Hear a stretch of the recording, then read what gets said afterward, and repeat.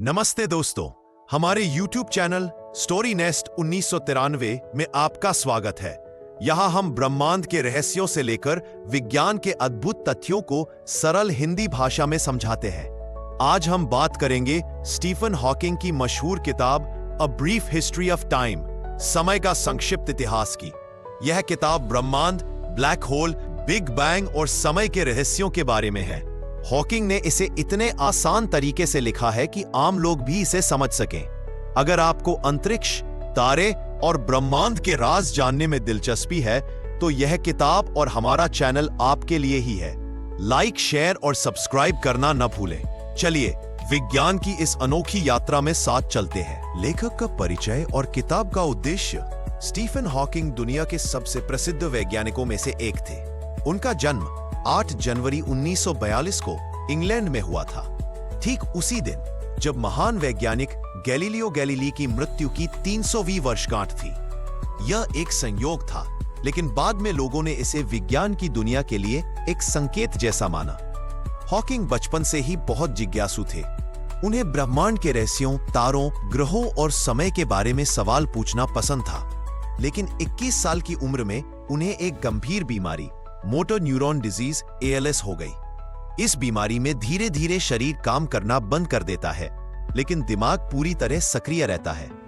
डॉक्टरों ने कहा कि वह ज्यादा समय तक जीवित नहीं रहेंगे, लेकिन उन्होंने हार नहीं मानी। व्हीलचेयर और कंप्यूटर आधारित आवाज से बोलते हुए भी उन्होंने विज्ञान की सबसे कठिन समस्याओं पर काम किया। उनकी खास रुचि ब्रह्मांड की शुरुआत, समय की प्रकृति और ब्लैक होल के रहस्यों को समझने में थी। किताब का उद्देश्य 1988 में प्रकाशित हुई a brief history of time का मकसद था कि ब्रह्मांड के बड़े बड़े वैज्ञानिक सिद्धांतों को आम लोगों तक आसान भाषा में पहुंचाया जाए। आमतौर पर खगोल भौतिकी, एस्ट्रोफिजिक्स और गणित की भाषा बहुत जटिल होती है, जिसे समझना मुश्किल होता रहे।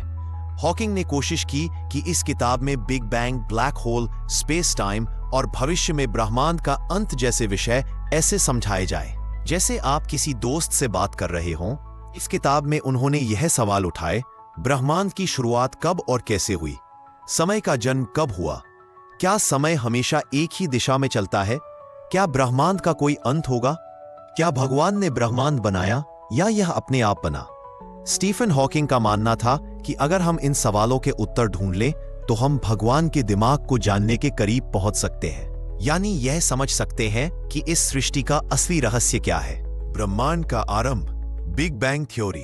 आज हम जो भी देख रहे हैं, तारे, ग्रह, आकाशगंगाएं, सब कुछ एक समय पर अस्तित्व में नहीं था।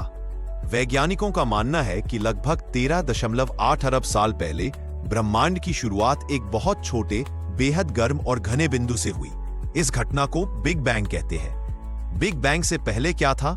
यह सवाल मुश्किल है, क्योंकि बिग बैंग से पहले समय ही अस्तित्व में नहीं था। स्टीफन हॉकिंग ने कहा कि बिग बैंग से पहले पूछना ऐसा है जैसे आप पूछें, उत्तर ध्रुव के उत्तर में क्या है? समय और स्थान दोनों की शुरुआत बिग बैंग के साथ ही हुई। बिग बैंग कैसे हुआ? कल्पना कीजिए कि एक छोटे से बिंदु में ब्रह्मांड की सारी ऊर्जा और पदार्थ ठूस ठूस कर भरे हुए थे। फिर अचानक एक पल में वह बिंदु फट सा गया और फैलने लगा। यह फैलाव आज भी जारी है। शुरुआत में केवल ऊर्जा थी, फिर यह ऊर्जा धीरे धीरे ठंडी हुई और इसमें से छोटे छोटे कण बने। इन कणों से परमाणु बने, फिर गैस के बादल और फिर तारे और आकाशगंगाएं। सबूत क्या है कि बिग बैंग हुआ था? 1. ब्रह्मांड का फैलना। खगोलशास्त्री एडविन हबल ने 1929 में खोज की कि सारी आकाशगंगाएं हमसे दूर जा रही हैं। इसका मतलब है कि ब्रह्मांड फैल रहा है, और अगर हम समय को उल्टा चलाएं तो सब एक बिंदु में सिमट जाएगा। 2. Cosmic microwave background radiation CMB। यह एक हल्की गर्मी की चमक है जो पूरे ब्रह्मांड में फैली हुई है, और इसे बिग बैंग का बचा हुआ अवशेष माना जाता है। 3. हल्के तत्वों की मात्रा। वैज्ञानिकों ने देखा कि हाइड्रोजन और हीलियम जैसे हल्के तत्व पूरे ब्रह्मांड में लगभग समान मात्रा में है, जो बिग बैंग मॉडल से मेल खाता है। क्या बिग बैंग एक धमाका था? स्टीफन हॉकिंग ने समझाया कि बिग बैंग कोई ऐसा धमाका नहीं था जैसे बम फटता है। यह स्पेस का फैलना था। फर्क यह है कि बम फटने में टुकड़े बाहर की तरफ उड़ते हैं, लेकिन बिग बैंग में स्पेस खुद फैल रहा था और उसमें सब कुछ दूर जा रहा था। ब्रह्मांड का भविष्य, अगर ब्रह्मांड फैल रहा है तो दो संभावनाएं हैं, या तो यह हमेशा फैलता रहेगा या फिर एक दिन गुरुत्वाकर्षण इसे खींचकर वापस से कोड़ देगा, जिसे बिग क्रंच कहा जाता है। स्पेस और टाइम की समझ। हम रोजमर्रा की जिंदगी में स्पेस, स्थान और टाइम, समय को अलग अलग चीज मानते हैं। स्पेस वह जगह है जहां चीजें होती हैं, जैसे शहर, देश, धरती, ब्रह्मांड। टाइम वह है जिसमें घटनाएं घटती है, जैसे सुबह, दोपहर, साल, सदियां। लेकिन आधुनिक भौतिकी के अनुसार स्पेस और टाइम दो अलग चीजें नहीं है, ये मिलकर एक ही चीज बनाते हैं, जिसे कहते हैं space time. Space time, Einstein की खोज। स्पेस टाइम का मेल। अल्बर्ट आइंस्टीन ने सापेक्षता का सिद्धांत, थ्योरी ऑफ रिलेटिविटी दिया, जिसमें बताया कि स्पेस और टाइम आपस में जुड़े हुए हैं। समय हर जगह एक जैसा नहीं चलता। अगर आप बहुत तेज गति से चलेंगे तो आपके लिए समय धीमा हो जाएगा। अगर आप बहुत भारी चीज के पास होंगे, जैसे ब्लैक होल, तो भी आपके लिए समय धीमा चलेगा। एक आसान उदाहरण कल्पना करें कि स्पेस टाइम एक रबर की चादर जैसा है। अगर उस पर कोई हल्की गेंद रखे तो चादर थोड़ी झुक जाएगी, लेकिन अगर भारी गेंद रखें तो चादर गहराई तक धंस जाएगी। इसी तरह भारी वस्तुएं जैसे ग्रह और तारे अपने आसपास के स्पेस टाइम को मोड़ देती हैं। यही मोड़ गुरुत्वाकर्षण, ग्रेविटी के रूप में महसूस होता है। समय का अनुभव अलग क्यों होता है? मान लीजिए जुड़वा भाइयों में से एक पृथ्वी पर रहता है और दूसरा एक तेज रफ्तार स्पेसशिप में चला जाता है। जब वह वापस आएगा तो वह अपने भाई से कम उम्र का होगा। इसको कहते हैं टाइम डायलेशन, यानी समय का फैलना या धीमा होना। स्पेस और टाइम का मतलब हॉकिंग ने समझाया कि हमें ब्रह्मांड को सिर्फ कहां और कब के रूप में देखना चाहिए। कहां का मतलब है स्पेस में स्थिति, कब का मतलब है समय में स्थिति। जब तक हम दोनों को साथ नहीं जोड़ते, हम पूरी सच्चाई नहीं समझ सकते। सापेक्षता का सिद्धांत। आसान तरीके से सापेक्षता का सिद्धांत अल्बर्ट आइंस्टीन की सबसे बड़ी खोजों में से एक है। दो हिस्सों में बंटा है। एक, विशेष सापेक्षता, स्पेशल रिलेटिविटी, 1905। सामान्य सापेक्षता, जनरल रिलेटिविटी, 1915। स्टीफन हॉकिंग ने इस सिद्धांत को अपनी किताब में ऐसे तरीके से समझाया कि एक सामान्य व्यक्ति भी इसे समझ सके। एक, विशेष सापेक्षता, 1905। यह सिद्धांत दो मुख्य बातों पर आधारित है। प्रकाश की गति हमेशा समान रहती है, चाहे आप कितनी भी तेज क्यों न चल रहे हो। भौतिकी के नियम हर जगह एक जैसे हैं, चाहे आप स्थिर हो या सीधी रेखा में चल रहे हो। इससे कुछ अजीब लेकिन सच्ची बातें निकलती है। समय धीमा हो सकता है। अगर कोई वस्तु प्रकाश की गति के करीब चलने लगे तो उसके लिए समय धीमा हो जाएगा। लंबाई छोटी हो सकती है। तेज गति से चलने पर वस्तु की लंबाई गति की दिशा में घट जाती है। द्रव्यमान, मैस बढ़ सकता है। तेज गति से चलने पर वस्तु का द्रव्यमान बढ़ने लगता है, इसीलिए उसे और तेज करना मुश्किल हो जाता है। सामान्य सापेक्षता, 1915। यह सिद्धांत गुरुत्वाकर्षण को समझाता है। पहले लोग सोचते थे कि गुरुत्वाकर्षण एक खींचने वाली अदृश्य ताकत है, लेकिन आइंस्टीन ने कहा कि गुरुत्वाकर्षण असल में स्पेस टाइम का मोड़ है।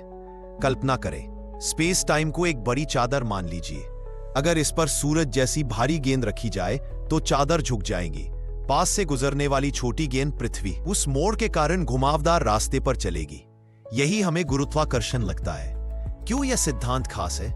यह बताता है कि समय और स्पेस बदलते रहते हैं, वे स्थिर नहीं है। इससे ब्लैक होल, ब्रह्मांड का फैलना और बिग बैंग जैसी घटनाओं को समझने की नींव मिली। जीपीएस सिस्टम जैसी आधुनिक तकनीकें भी इसी सिद्धांत पर काम करती हैं, क्योंकि सैटेलाइट्स पर समय पृथ्वी से थोड़ा अलग चलता है। ब्लैक होल का रहस्य और खोज।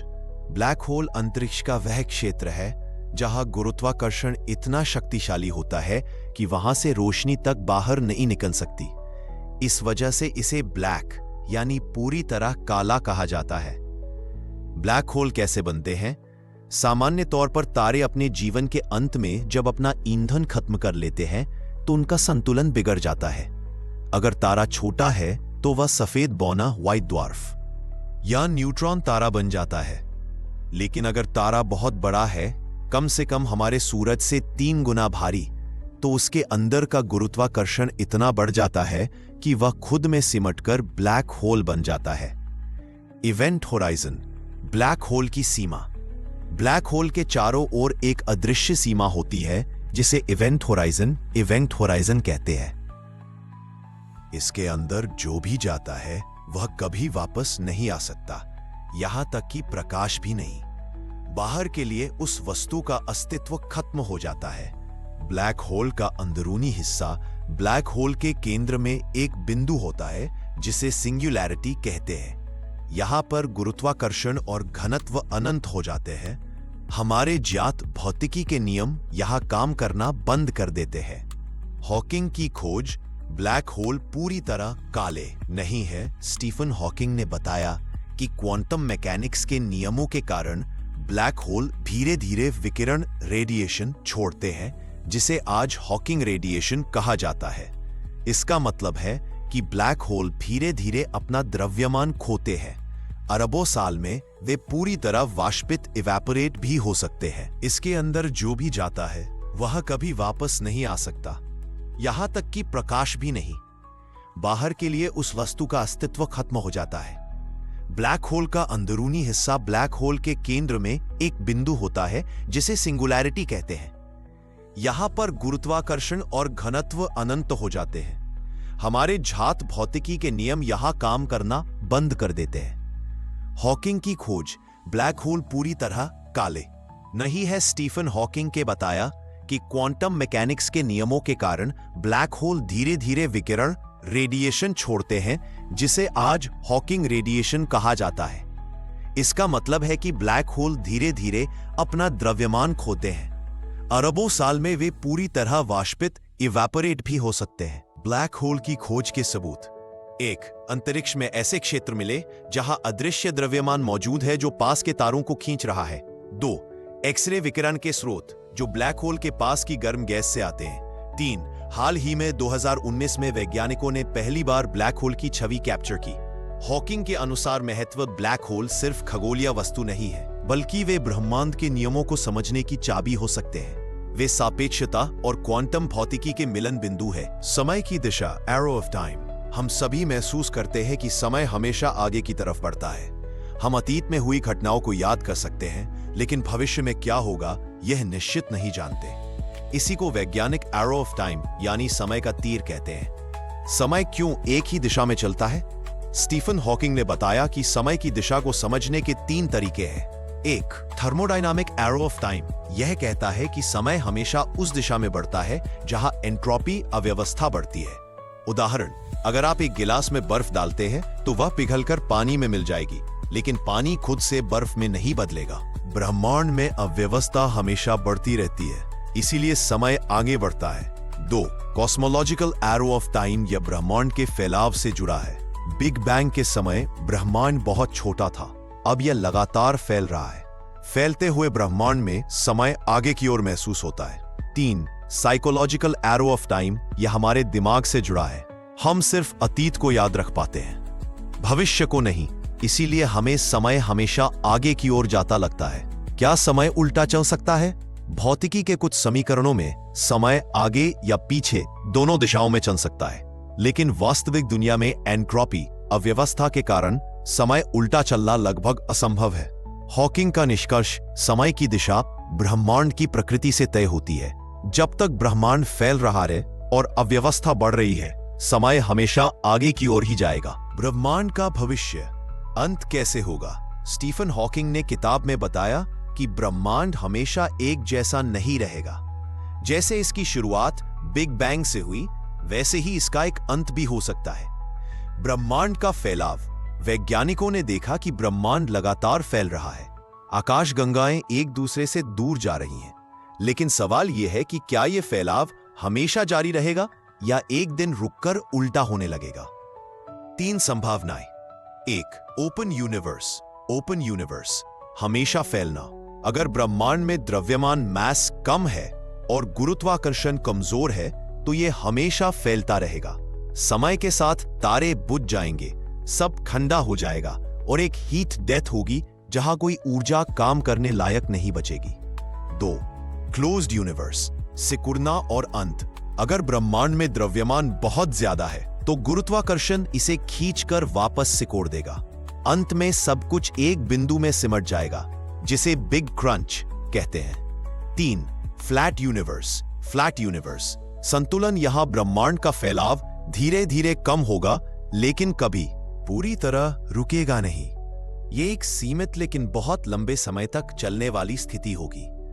डार्क एनर्जी का असर। आज के वैज्ञानिक मानते हैं कि ब्रह्मांड के फैलने की गति बढ़ रही है, जिसका कारण है डार्क एनर्जी।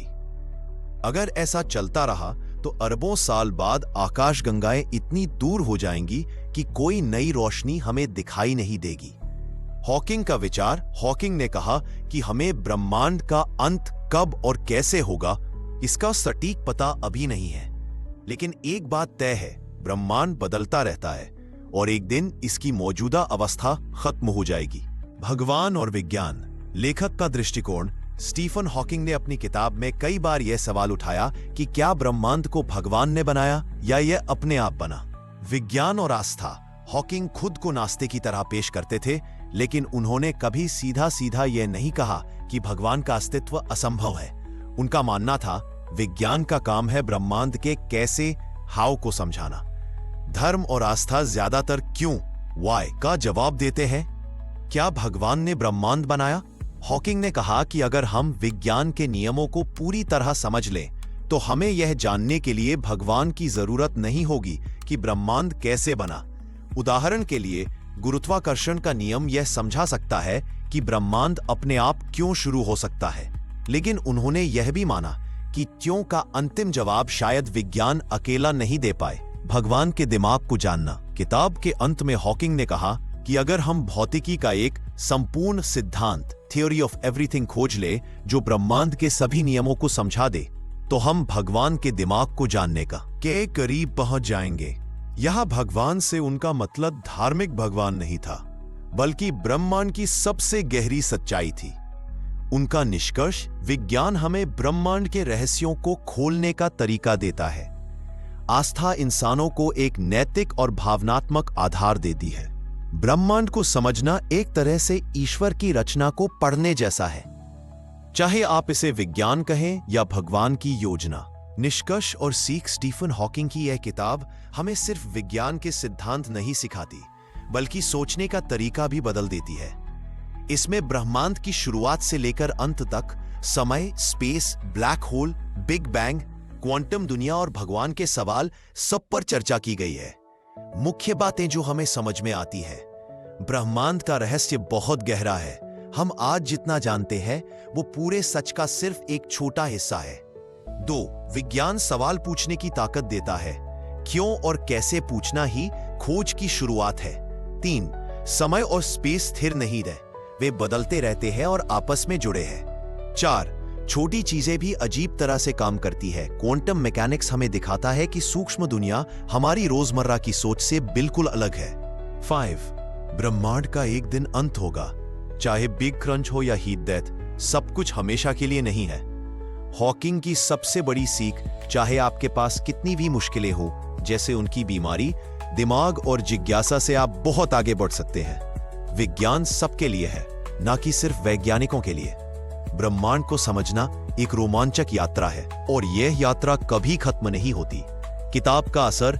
यही किताब लाखों लोगों को विज्ञान के करीब लाई। इसने यह साबित किया कि बड़े से बड़ा विज्ञान भी अगर सही तरीके से समझाया जाए तो हर इंसान उसे समझ सकता है।